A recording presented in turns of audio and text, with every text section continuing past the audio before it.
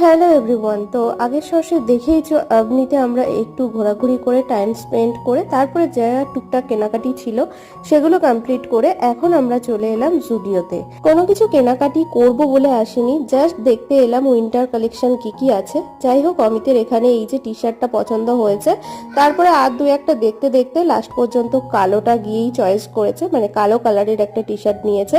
আর মামাম এখানে কি করবে, বোর হয়ে এই যে জামার মধ্যে টুকি টুকি খেলছে। তো যাই হোক, মামামের জন্য একটা ড্রেস নিলাম, কারণ সামনেই ওর বার্থডে আসছে, তো তার জন্যই আগে থেকে কিনে রাখা। এই যে এই গেঞ্জিটা অমিত নিয়েছে আর ওই ড্রেসটা মামাম নিয়েছে।